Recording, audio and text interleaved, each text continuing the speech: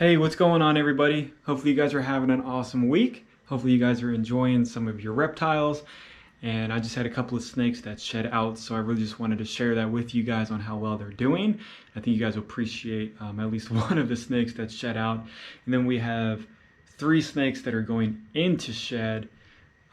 So next week will be super exciting. So I'll show you guys right now the ones that are going into shed, just so we can get that out of the way pretty quickly. So I know you guys haven't seen the black Mexican king snake in a little while, but she is doing very well and she has moved up on her food. And I don't know if they will eat while they're in shed, but here she is. You can see her eyes are totally glossed over. So definitely get some good size on her. And obviously since she's shedding, she will be bigger probably in the next couple of days. But she's doing very well. I know I don't show the king snakes too often, but they are very nice snakes to have and probably one of the best beginner snakes to own. And the next snake that's going into shed that just went into blue is Pop-Tart. So she's growing, and I think we all can agree that we want to see her get much bigger. Very healthy growing, but definitely bigger than what she is now. My normal boa, and I do have my albino hanging out, so she did shed. We'll just show her really fast. She's definitely getting some good size on her. So she's 2016, and so she's not massive. She's not like over the top big. She could be a lot bigger than she is if I was feeding her for different purposes, but I just never really wanted to up her food size than what it is now, feeding pretty much all of my boas medium rats. Trying to do every 2 weeks. I think that's been really nice for them on their growth. And then she shed, of course. Very nice shed. And she's definitely fading out as she gets older. But she still has some nice color to her. Really nice oranges on her tail, which I'm sure as she's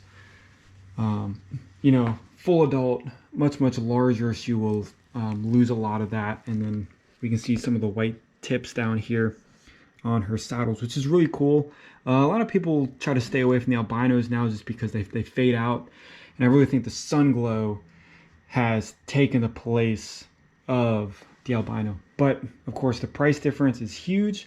You can get an albino for probably $200-300, and then I really think sun glows are still around $1,000. So both of them look really good.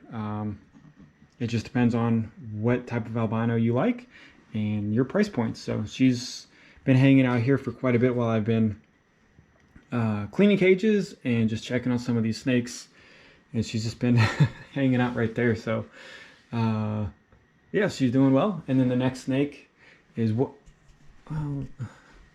she makes me nervous just reaching my hand in here, because she's very defensive and food aggression when she's in her cage, as you guys know if you've been on the channel. But when she's out, she's perfectly fine. So maybe we can just hang out with the albino while I get the Argentine out.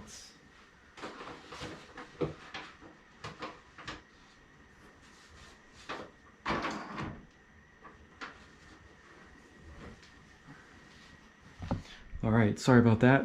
So this girl right here just shed, and I have her shed right here on the floor. Just trying to stretch it out to see how long her shed actually is. Not that it really matters, but it did rip, so that kind of sucks. So you can't base the length of your snake off of the shed, since it does stretch. So I've been seeing some people trying to say that they have like 15-foot boas because they're measuring the sheds, but you got to actually measure the snake itself. But this girl is gorgeous for just being black and white. But this is the just a common Argentine boa, and then there's a few max pink lines that are out there. I don't know too much about them, but they look very nice as well. Pretty pricey. I mean, the Argentine's pretty pricey now, since you have to find specialty breeders on these, and there's not too many of them. They are on the endangered watch list down in South America. So importing them is not legal anymore. So hopefully they don't go extinct in the wild, but luckily for people that own them and breed them, they are keeping the species alive and very well. So she's definitely big. They do get bigger than regular boas, the BCI line boas. So I don't know, we might see an actual 10-foot. She's so annoying. She's so annoying to try to get back into her cage because she doesn't want to. But I really want to show you guys oh, there we go. I really want to show you guys the Burmese. And so some of these snakes, because she is getting stretched out. So cage upgrade, yeah, possibly soon. She's probably definitely gonna need it, but she's not that big. Like she doesn't have that body mass on her where she's really taking up a lot of that cage room. So, oh yeah, we'll show this girl right here, the new ball python that I got. And I definitely need better lighting in this room. So she shed out, Superfly Clown. Hopefully she'll eat. She did not eat for me last week because she was in shed, which is perfectly normal for ball pythons and some boas, but she's still young. She's only a couple months old, so hopefully she'll eat when she's in shed later on in life. So I will put a feeding video up with her on the Patreon. That's where all the ball python feeding videos are, because they are live. And if you are interested in that, check that out. But I love this girl, and I really hope she holds her colors as she gets as an adult, and she shouldn't fade out too much, but she's still a baby, and we'll just have to see what happens in the future. So this girl right here is just cruising. I do have, the majority of my snakes are females, so I really didn't have any plans of breeding when I actually bought the snakes. So I just picked up a ton of females. So now that my thought process is going into trying to breed, I mean, it's super stressful and there's a lot of stuff into it. I need to get males, but I keep on buying females. But it's all right. It'll all even out eventually. So I think we all remember her. So I did add the Repti chip in here just to make it a little bit better. She did go into blue. I actually missed her going into like the full blue stage with her eyes glossing over, and it is a little bit difficult to tell on the albino snakes when they're actually going into shed if you miss that. But her colors really did go really whitewashy, and she really faded out. So she came back to color yesterday ish, and so I really think that that's a good indication that she is going into shed. So as we know from previous videos, she was very cranky as a baby, and we've been working a lot on that. She hissed at me just a little bit, but you can see that she actually let me reach my hand in there and grab her. So progress is being made on her. Progress needs to be made on another snake.